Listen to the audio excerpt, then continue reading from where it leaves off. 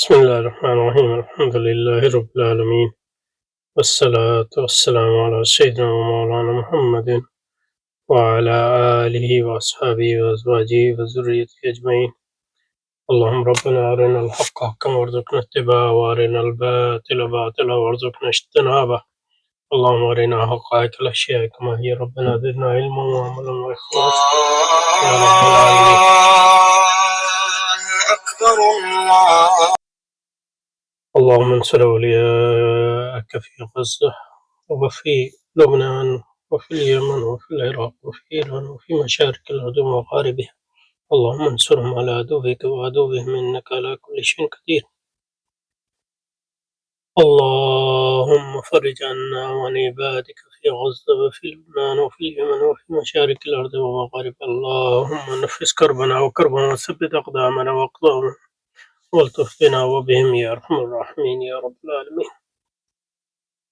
وصلى وسلم على سيدنا محمد وعلى آله وأصحابه وأزواجه وذريته أجمعين برحمتك يا أرحم الراحمين. Okay, so can China, we are here.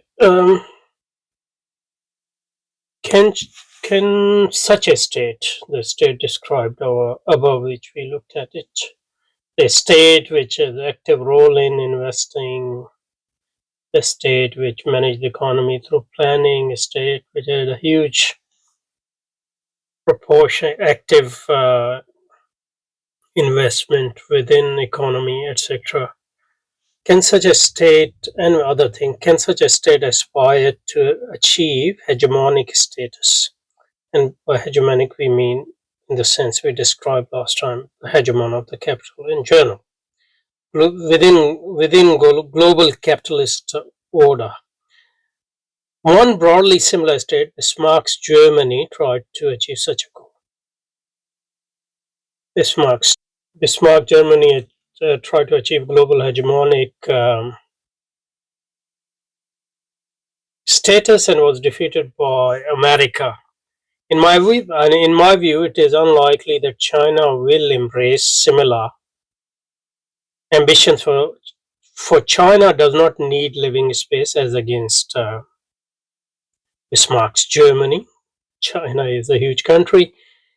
In fact, the Chinese problem would be the population. Population is actually shrinking, especially its young population.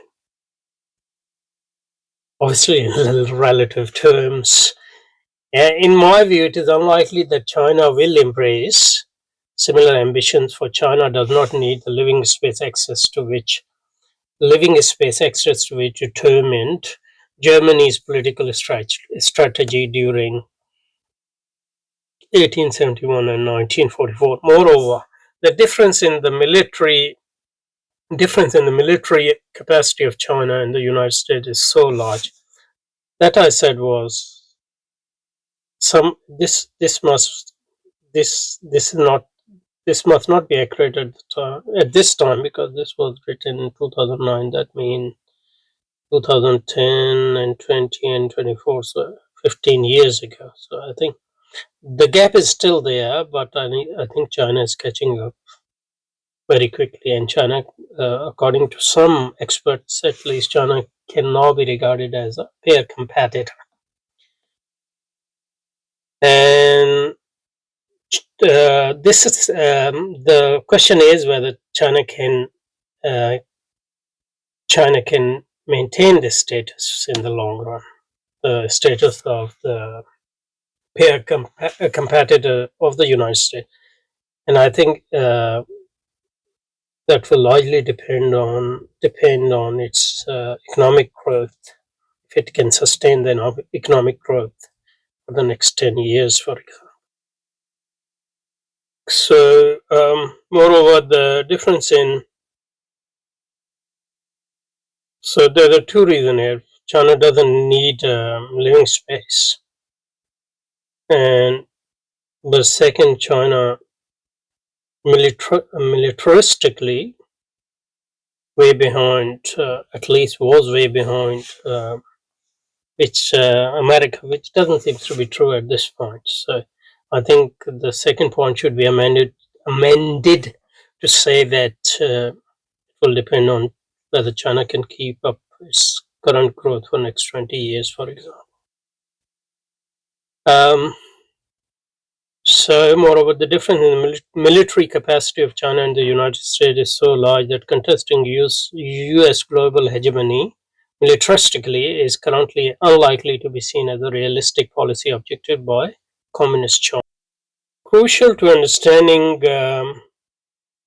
Chinese strategic ambitions is a grasp of the relationship that has developed between local and central government in post-Maoist China. China is today one of the most fiscally and administratively decentralized states.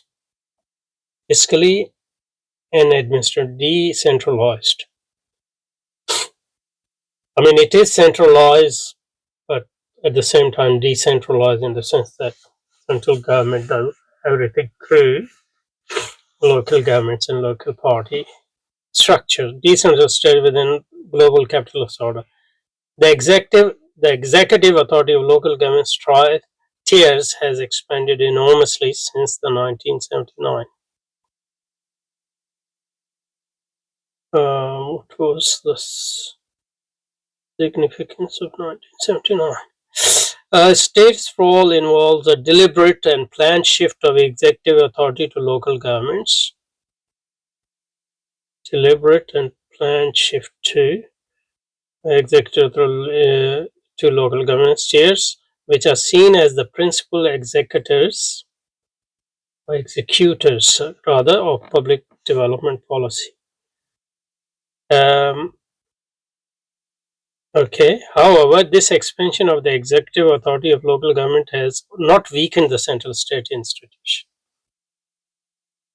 because the central state institutions are undertaking this in the first place, and also they use the competition between these local and regional states to strengthen and legitimize their power, but also and various other things which we already saw. This is because the author has this is because modernization, liberalization is not a spontaneous process in China today. It's a state-led process. Okay. So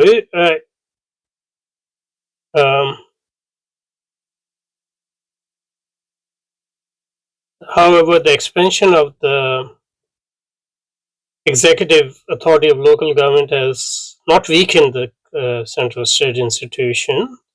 This is because modernization, liberalization is not a spontaneous process in China today. And note 31 says, as it was in America in the 19th century when state government contested federal functional authority. So it is not the case in China. It is a central state project, the project of liberalization. So the role of the Communist Party and State Council remains crucial in determining the pace and direction of capitalist modernization. The role of the Communist Party and the State Council. The Communist Party deliberately and in a planned manner facilitate the embodiment of economy and society. This looks like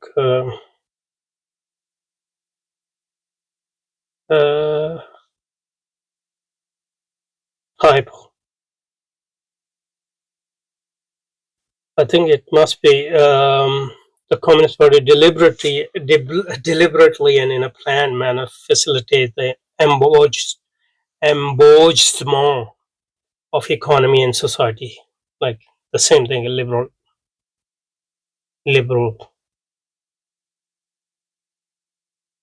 making them what they say here, modernization, liberalization,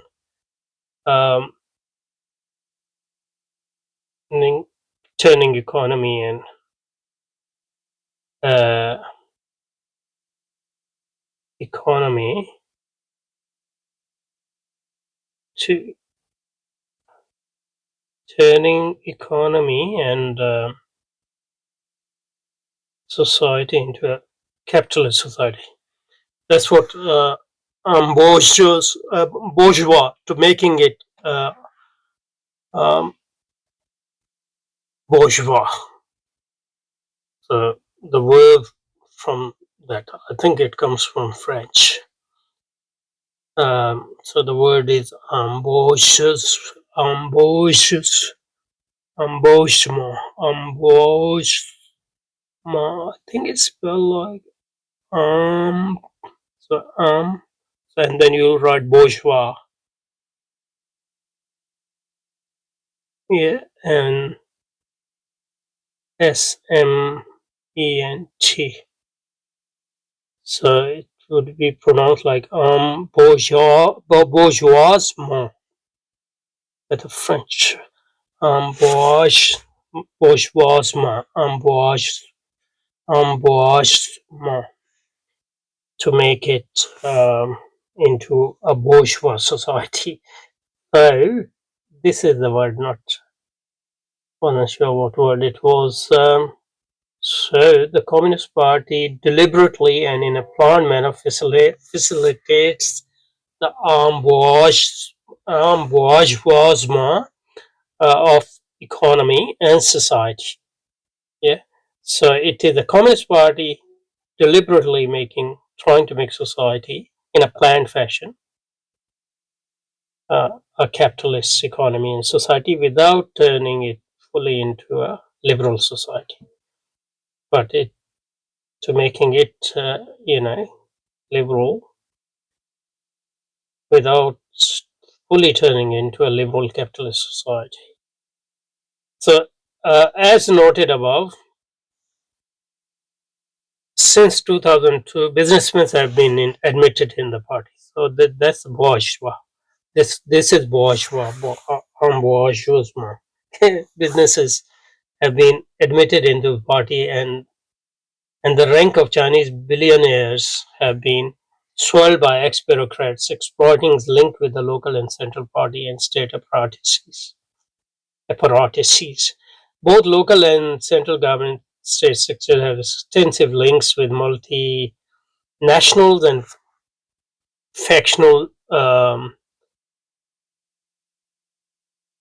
factional struggles. It should be struggles within the lot of typos. Struggles within the party and state institution often reflect a clash of business interests.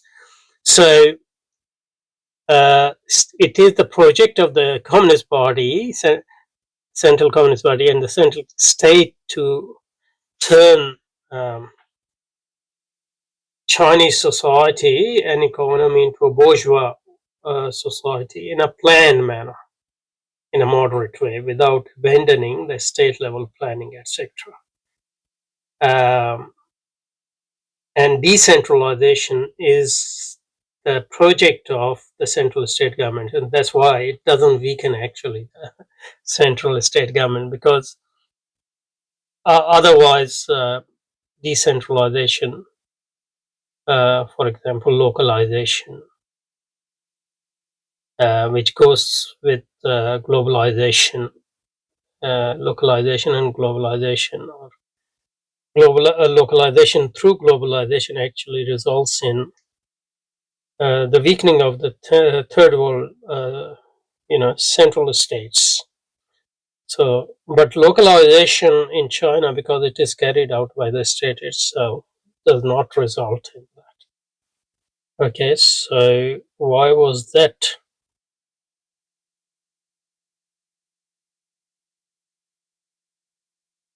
Why that hasn't not the strategic ambition? So the question raised was, why was it's a crucial to understanding Chinese strategic ambition is to grasp is a grasp of the relation that has developed between local. Okay, but what's the point? The point hasn't been made yet.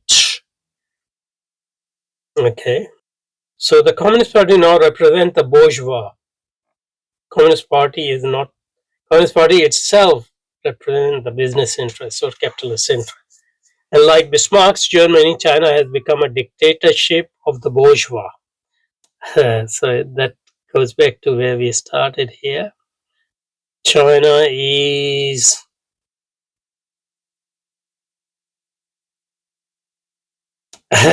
China is no longer dictatorship of the proletariat, but it is a dictatorship nevertheless. It is the dictatorship of the bourgeoisie. But the bourgeoisie, spelling again, are a small minority and prioritize the interests and prioritizing their interests exacerbate income and asset distribution inequalities. The role of the Communist Party and the Central remains crucial in reinterpreting ideological discourse to legitimate socioeconomic uh,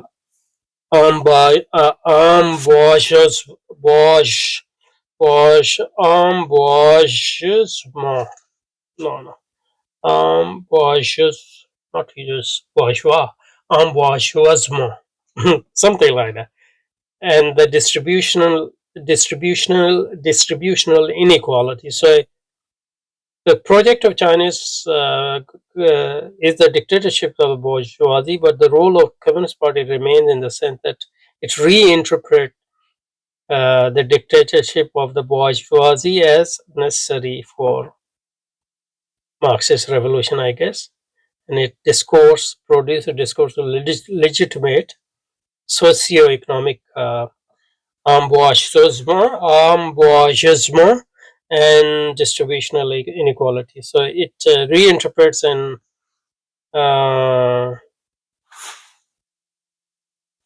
legitimate, tell people why it's necessary to bring in some businessmen and why it's necessary to align ourselves with business interests. Because they are the interests of the laborers at the moment, and why inequalities are to be tolerated. And second, ameliorating, so that's the first, the worst consequence of these ignorance and spreading the benefits of development through China to facilitate the growth of domestic demand. But this first thing, that is especially inequality, has to be their effect has to be um,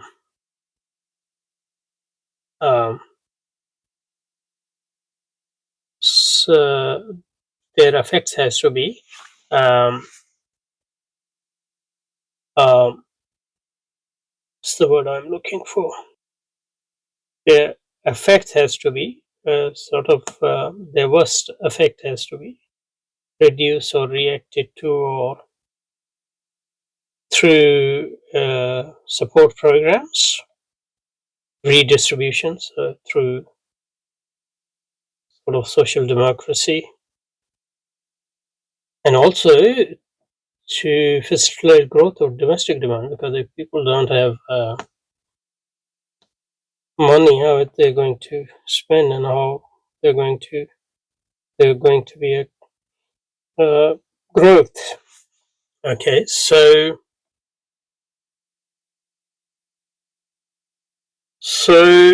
it's a dictatorship of bourgeoisie, and bourgeoisement of the society is a state Communist Party's own project.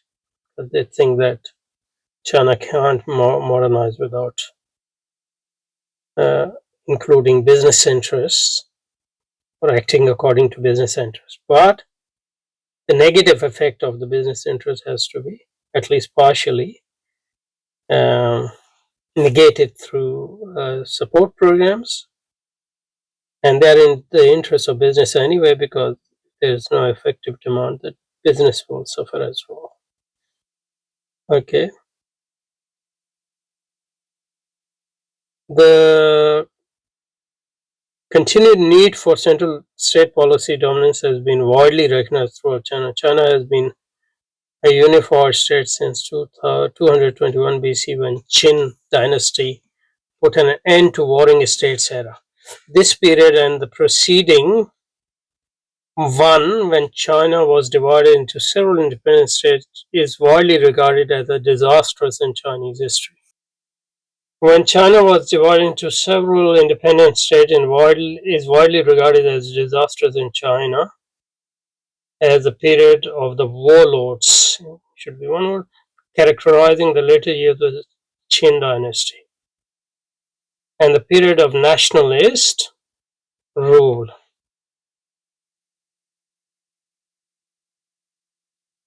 Authors such as Bray, 1984, in his book Science and Civilization in China,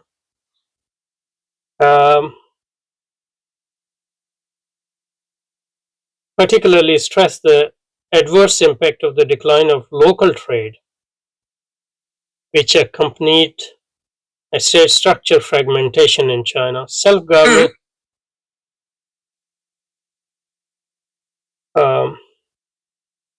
impact of decline of local trade, which accompanies state structure fragmentation in China. Self-governing local communities have usually not flourished in China. It is not surprising that while local government struggles against each other for greater central patronage and privileges, they don't struggle. Again, type of struggle for restricting the authority of the central government institution or the party. So, strong state government is there. Strong state government.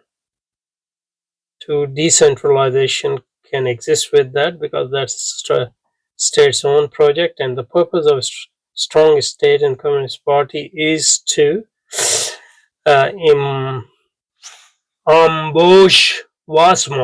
to make Chinese economic society into what is generally called capitalist society, and then